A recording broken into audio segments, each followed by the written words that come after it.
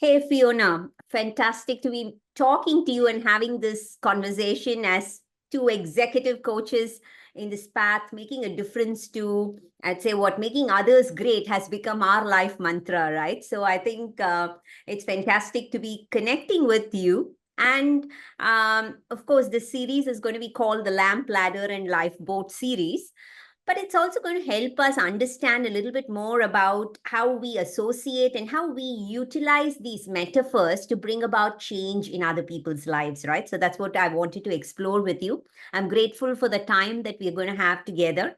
And welcome, Fiona. Thank you. Thank you, Shripriya. And yes, I'm very happy to be having this conversation because when you sent me the name, the lamp ladder, I was just so, it struck something within me. Um, we talk about metaphors all the time and things like that, but there are some metaphors that actually, strike or spark something inside you. So I'm really happy to be having this conversation. Wonderful, Thank you. wonderful. And I mean, you had a great corporate career, and then you've now gotten into the space of making others great and dedicating I would say, whatever is of us, the rest of our lives, right, is going to be about making others great. So I'm very grateful and looking forward to this conversation, Fiona. Thank you. Same here. Wonderful. So, before we explore the metaphors that this series is all about, I wanted to understand, Fiona, what is a metaphor that would define and highlight you as a coach and also your coaching practice. Yes. So I must say, over the last couple of years, it has evolved.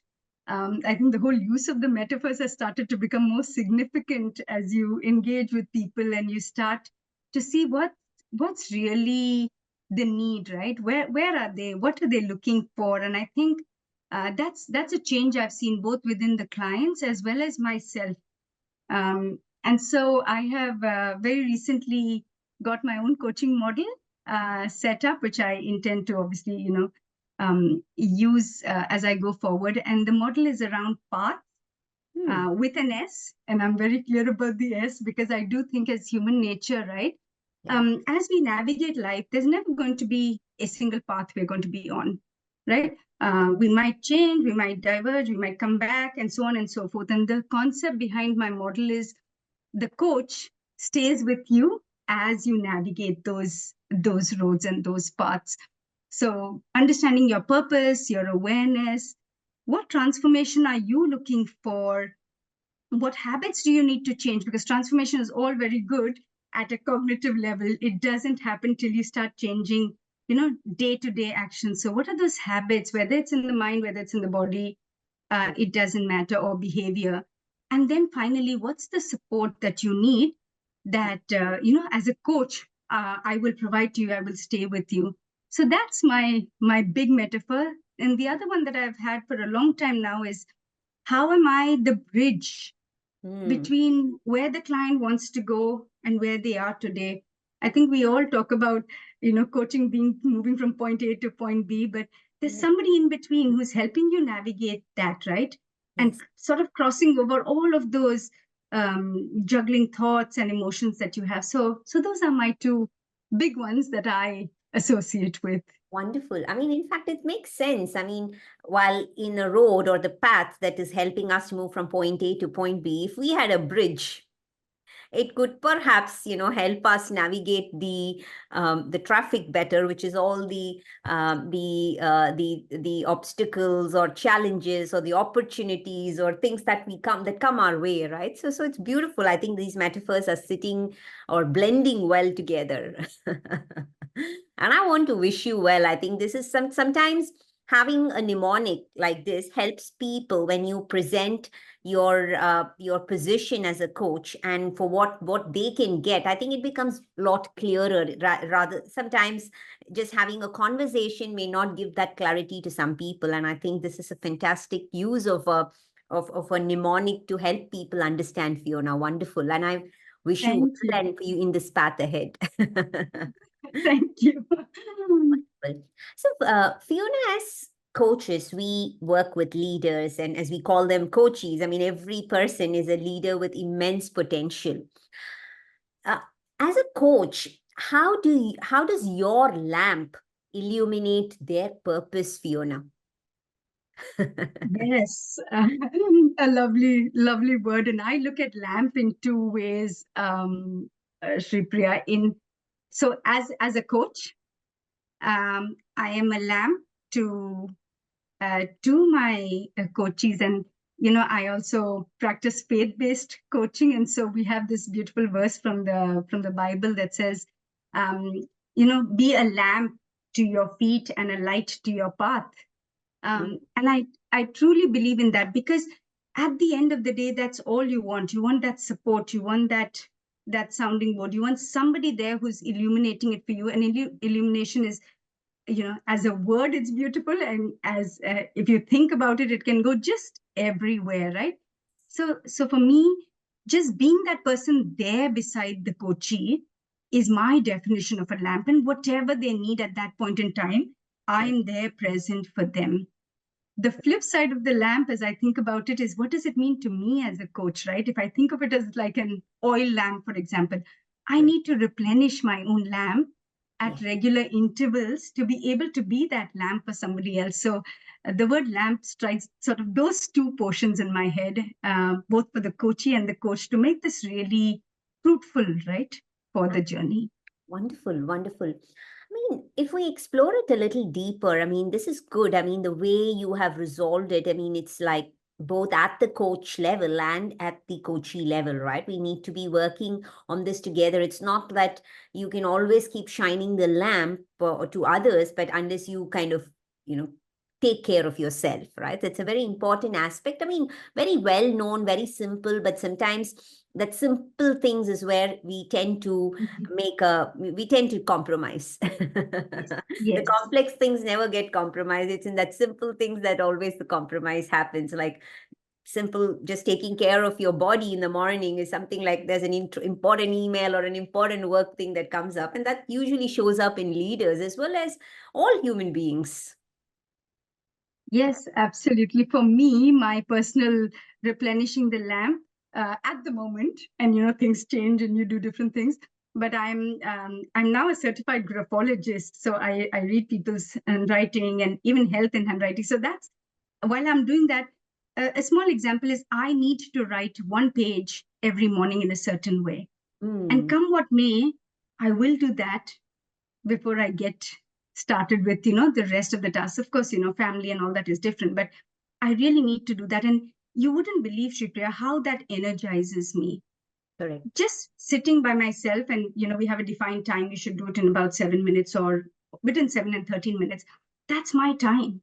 Mm, That's and this the sereneness of sitting to write it down, and then knowing that you've accomplished something that you wanted to do is yeah. what my lamp is at the moment, or my replenishment of my lamp is, besides other things. So yeah, couldn't agree more. Beautiful. I what I really like as I'm speaking to you, Fiona, as I'm understanding you as a human being, is that fact that it's the diversity that you bring.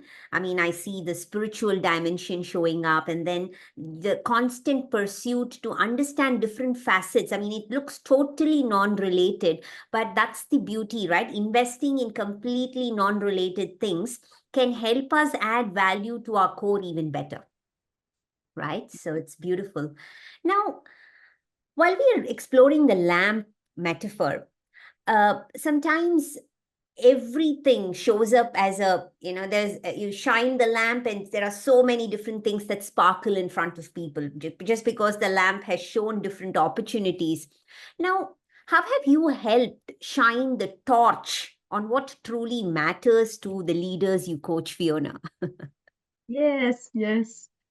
um so one of the things that I take a lot of pride in as a coach is my ability to meet the, I mean, most of us do, I must say, but I would just speak for myself, is to meet the client or the coachee where they are, right? And then start the journey from there. And my journey with them is a lot about empowering them. I truly come from that concept of it. As coaches, of course, we learn the importance of listening and pauses and all of that. And but putting it into effect and seeing the transformation, because as I put it, within that empowering space, right? I'm giving you the time, the pause, and seeing you transform is just so beautiful. I recently had this coachee who came to me at a chemistry session and said, Fiona, I'd like to have a coach who doesn't speak very much and who listens. And I said, yeah, beautiful. That's what we do as well. Whatever be the reasons behind. And so when we started the first conversation, she came, but I realized very soon that she doesn't speak either. She was very quiet. And so I'm obviously, as a coach, I need to, I'm giving her the space and I'm giving her the pauses. I'm also cognizant at the back of my mind that she said she doesn't want coaches to speak. So I'm in this dilemma myself, like, how much should I be allowing and where should I be intervening? Because there are long pauses, and of course these are long-term coaching assignments, right? They're not one thing. So I let the first week go. I did not bring it up. I let the second session go. It was getting slightly better, but still the pauses were very long. And by the third session, Shripya, you'd be so surprised how the individual opened up and started to speak, and the depth of the feelings that she was going through. And then we had this open conversation about what it took for her to get there. And she told me, she said, Fiona, I'm so thankful that you didn't speak. Even though I was sitting there for maybe 5-7 minutes, we both sat in silence. And in my mind, I'm thinking, oh, am I adding value to her? What is happening? We are also going through those things as a coach.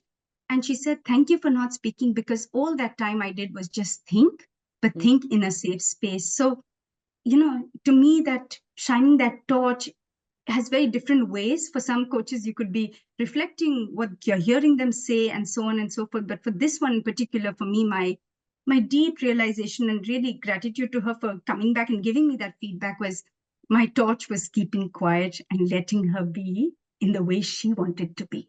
Absolutely. I'm reminded of this phrase when I became a coach very early on to say it's not about you and your greatness. It's about the other and your, I mean, so it's always about the other person and their greatness, right? In a way, getting them to shine.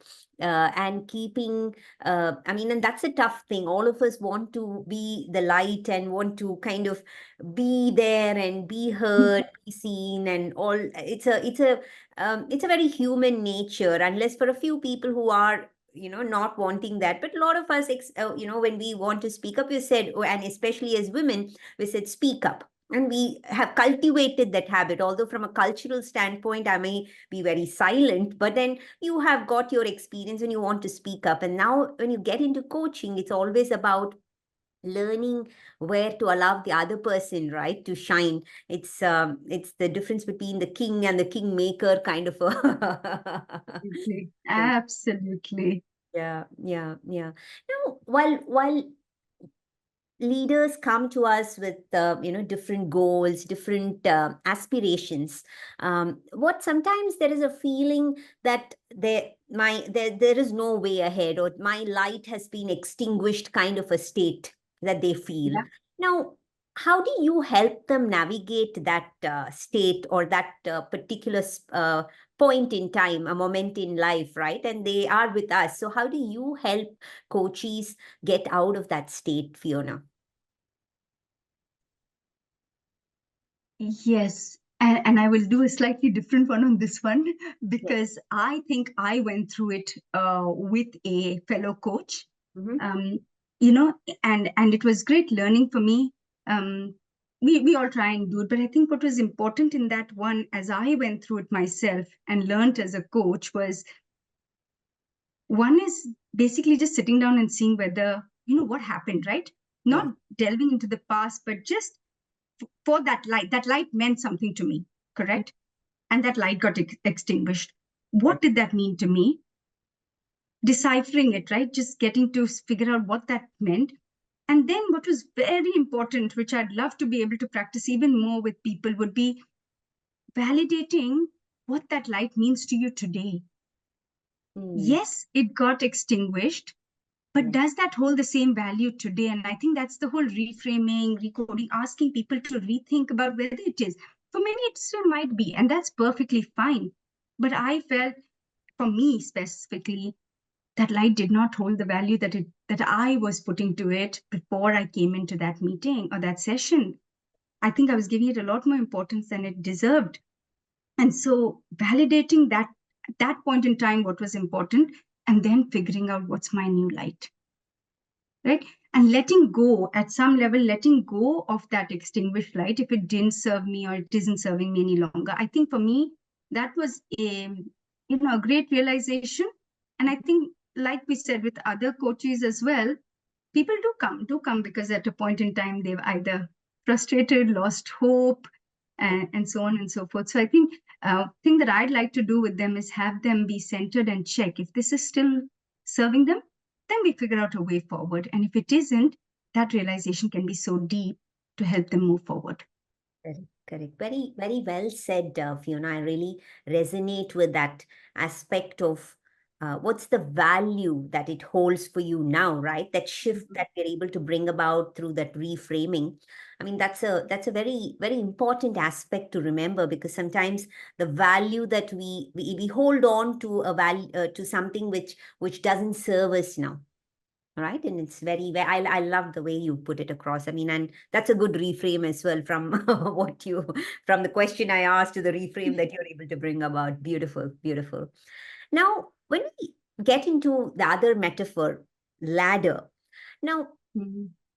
as coaches are, they come to us, we're having conversations at a certain altitude, and then as a coach, if you are helping, help them climb up the ladder, sometimes a ladder is not is looks easy, but sometimes people have a fear of heights, or sometimes they do get stuck in the middle and don't know whether should I come down or move up. And then there is climbing a ladder is also a balancing act. So lots of different things happen, or lots of different types of emotions happen, especially when people climb up the ladder. And this is true even when as a manager, somebody is helping their team member to, kind of develop. There is always a, so how should you, or how do you as a coach help the leaders you coach well, in this ladder, in the journey to the ladder, from balancing, from getting stuck, and the fear of heights? I know I've put all three things in one question to you, Fiona, but I thought it'll be a great way to explore it with you.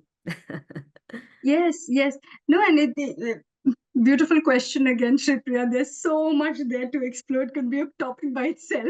I But know. we'll try and make it crisp. But when I think about the ladder, my first thought is about the good old ladders, not these new age ones where you have two stands and you go up by yourself and you're fine. Yeah. For me, the ladder concept is the one, let's say, which is against a wall or something like that. And if you remember Absolutely, the like the video, one that we have in the image in our screen background, right? The traditional ladder. correct. And with that ladder, if you remember, there used to always be somebody standing down there while the other person climbed up, and that person was not because they could help you if you fell, actually, but moral support that, hey, carry on, I'm here there for you, Yes. right? And that is for me what a coach is. That Yes. just that person standing there to say, I am there, keep going. And so when you think about them moving to the midpoint, reaching up, I think as a coach, our primary responsibility, if I may say so, is just to be there, to give them that space, to allow them to go. At times, I have even felt that this client's going to struggle at a certain point because you've been working with them for so long, you understand them, but the joy of seeing them take that risk, you know and if they make it, that's great. If they don't, you're ready there because you're in that tandem, right? You're just in that moment with them. And so for me personally, I have lots of examples, but I'm going to again keep it off examples right away. But for me, at the being able to allow them, not allow, maybe, sorry, to be able to see them take those risks, walk up that ladder. What is the ladder at the end of the day? It's just them continuing to go down the path of what they want to do, right? And when you think of it, if it was so simple, they wouldn't be needing a coach or they wouldn't have come to you, right? it is a ladder that's steep. It's a goal that they want to go through, but it's not as easy. So seeing them traverse each of those steps, stopping, holding that space for them there, challenging them at times, right? And I use challenge in my coaching as needed. And I say that to my clients. I said, please be clear. I will. If I can see it in you, and for some reason you're not able to see it, I will. If you don't choose to take it, that's yours, of course. But I do use a bit of challenging. And then I think the other big thing that I use, Shripriya, for people as they climb up this ladder, figurative ladder, is celebration. Every step they take is a celebration of what they have accomplished. They've gone one step higher. And sometimes it's just easy, sometimes it's difficult, but to be able to play that back to them and just tell them how much they have moved, because you're standing, remember, at that base and you're seeing them continually go up. Right. I think those I have seen have made huge impacts to leaders who sometimes take it for granted. They want to get on this path, especially when they're dealing with difficult employees, for example. That's a ladder they have to climb. They have to get over it. And so just reminding them of how far they've come, what they've accomplished, has made a big impact with leaders. So that's sort of my way of looking at it as a coach. Space, celebration, challenge, and reflection. Correct. But one another aspect that comes to mind, I mean, it's, let's say, in a safe environment, the leader we coach is willing to climb the ladder and goes back absolutely motivated. But what also happens is there is an environment. I mean, there is a system, there is an ecosystem that they are part of. And, it may not be as nurturing as what our conversation was. Yeah. Right. So so how do we prepare them for this climb in this ladder when there is an interaction with an ecosystem? Yeah. That's a very good question, but it's also it's more prevalent than the nurturing one that we think about, right? Because that's the challenge in the corporate world today.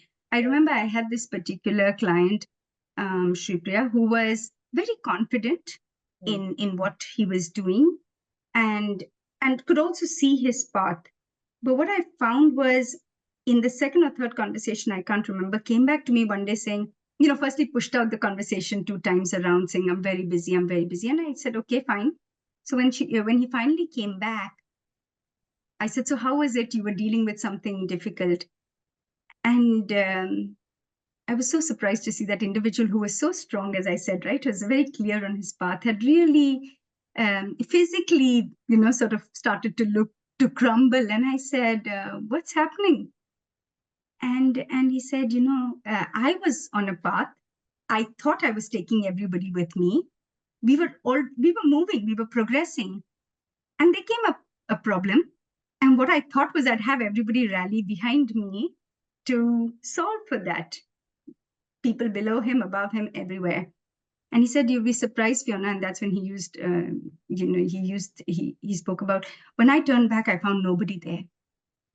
And I had no idea what I had done wrong, because I was always on this thing.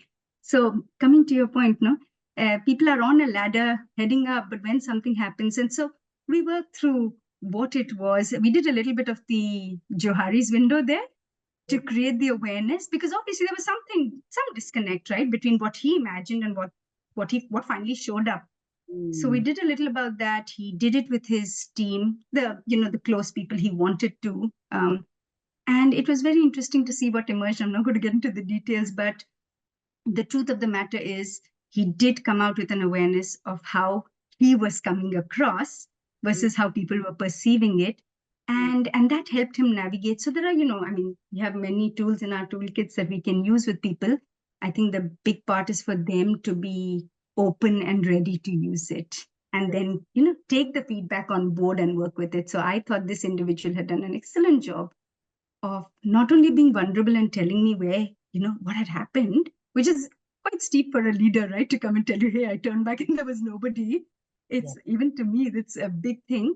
And then, be ready to course correct. And he's on his path and he's doing well again. So I'm I'm very proud of him as a coach to see, to see how he has evolved in that Absolutely. difficult situation. I mean, and that's the gratitude that we have, right, for the work that we've done, is all when they are taking this path ahead and not and willing to be resilient. Yes, yes, absolutely.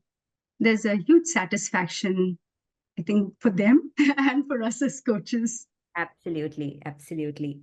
So, Fiona, I was wanting to move to the other metaphor, which is the lifeboat. And I think, I mean, during the conversation and when you actually were speaking about the ladder, the traditional ladder, and you said our leader is climbing up and we are standing in the traditional way, there is always a person standing there and giving that emotional support. I mean, in a way, that's the light that we are holding there, right? Or we are ready to say. I mean, that's also like a lifeboat. So I somehow in our conversation feel that all the three metaphors actually work together and not in isolated spaces. so Yes, yes. so while we get into this lifeboat metaphor, I mean, there is a lot of today, the environment is very volatile. There's a lot of change that's happening, and this, when as we look at it, is choppy seas at all points in time. So how do you help the leaders you coach navigate this choppy seas? What are some of the that, as you spoke about the toolkit, or as you or do you use a certain um, technique that helps them to navigate the choppy seas better? Yeah, yeah. And when I think of choppy seas, Shripriya, I'm thinking of, in some sense, if you put yourself in the boat and the boat's going, you might very often, and I could be wrong, I'm no sailor, but you are estimating some choppy seas, right? You don't land yourself in choppy seas, is how I think of it. Yeah. There is some forewarning Yes. that you have. Yeah. That's how I think of it, right? And so I've had, of course, leaders who would say, they're planning for something tough that's going to happen, or they are, seeing something that's coming up. So the thing that I think I have worked with them on is a couple of things, right? At that point in time, if you just put yourself in their shoes, they are where they are, but they're also seeing this problem coming along. And so how do they still have to push ahead, right? There's no question. You can't stall in the middle of the sea. So you have to push ahead. What do you need to push ahead? And I put myself in their shoes to think about, what would it take for them to stay the course? And for me, two, three things come in very strongly there. One is, like I said, basing, for them, going back to remember what is their core, right? Strengthen the core. Remember what you're good at. Remember what you have done. Plow back on your successes. Keep all of that handy. It's almost like a weaponry that you will keep, because you know you're going to hit these difficult times, and your resilience has to play out. The other big one is gratitude, and I'm very much for gratitude. I do my gratitude journaling and my 3 daily wins, and small things like that. But I think this whole concept of gratitude, that you're here, you had the forewarning, and that you are getting prepared, right? And the situation is giving you something to learn about. I really work that with them to say, what are you thankful for, even where you are here? Because that builds a certain amount of resilience and calmness within the person to go ahead. And then in terms of toolkits, I've got additional training on emotional intelligence, positive psychology, and so on. So there are lots of lovely tools there, right? Including NLP that allows you to. So I do this whole reframing and the visual kinesthetic disassociation. I do a lot of that with people if I find that they are into a place where they're just so scared of what's going to happen. You really don't know whether those choppy seas are allowing you to go. Yes, there will be some amount of rocking, but will it rock it beyond a point? Or are you estimating that in your head, and therefore you're not even ready to go out with the same fervor that you would have had you known that the seas were not choppy? So I think reframing that is something I ask them to do and get ready for when that's going to come. And then mindfulness, that's another one that I love. Mindfulness is another one that I do, and I ask them, and I also have certain exercises that I might ask them to do while they're at home. Positive intelligence is one of those lovely courses that I did where you have the PQ reps. They really, really help you at that point in time, but it's a muscle. You have to work it. And the beauty of the choppy seas, as I think about it, is you have the forewarning. So you have the time to start preparing. It might come sooner rather than later, but you've got time to start preparing and just get ready for it. So I think those are some of the things that I do to prepare somebody who's aware that something's going to be amiss in the near future. Yes, I mean, actually very well articulated, Fiona. But what also came to me, like especially, let's say you're in the choppy seas and you've kind of prepared yourself, and then suddenly there's, let's say you also come across fog. There is while you are in the sea, let's say there's the while you're preparing for the choppy nature of the movement of things, there's also lack of clarity. There's a sea of gray that people encounter. Now, how do you help your coaches see clarity in the gray, Fiona? Yeah. And thank you for bringing that up, because you're right. Choppy seas doesn't mean the vision is clear, right? Choppy seas with the fog can be so much more difficult to go through. Yes. I remember I had this one senior leader, a lady, and some of us tend to just dwell on things a little bit more. She had one of those, right?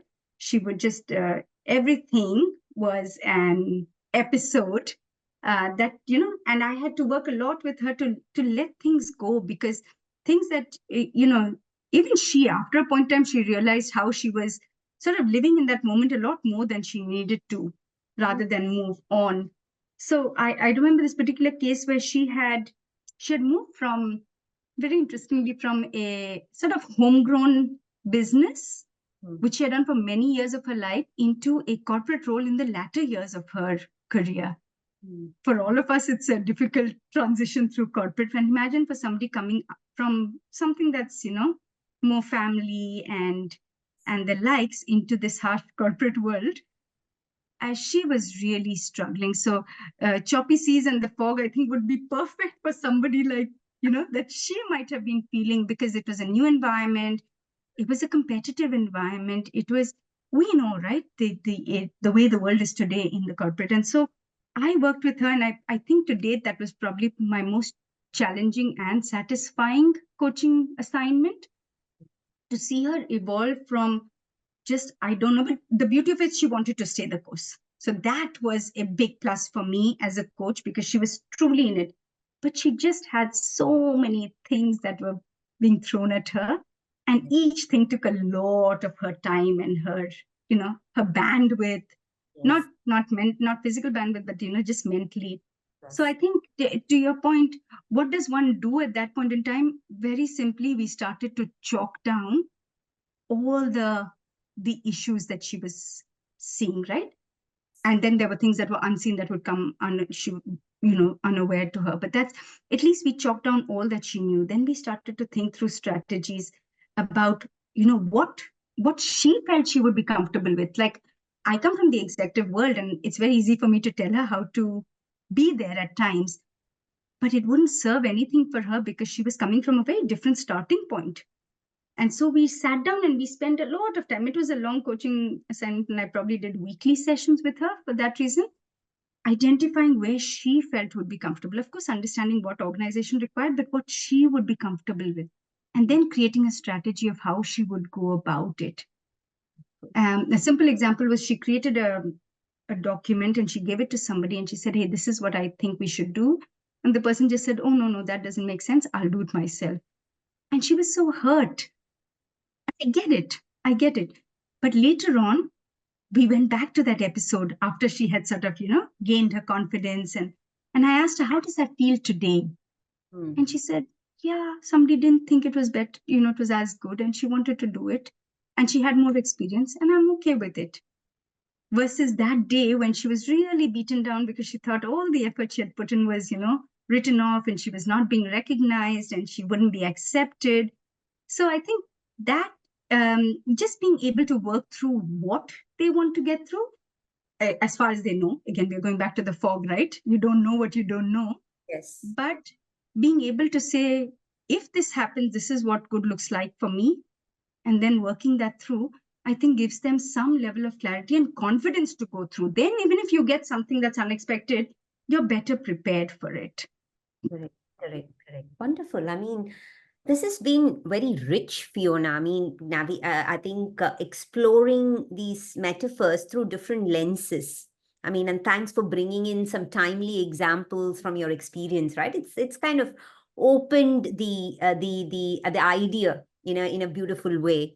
Now, Fiona, I want to end our conversation. I know this conversation can continue, but is there a life story? I mean, now that we bring about these changes in people that we work with, I would want to go back to you.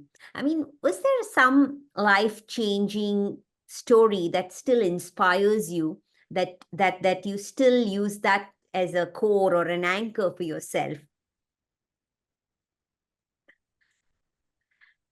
I don't know if it's not a story, but it is a belief system that I have made that has gotten so much stronger as I get older.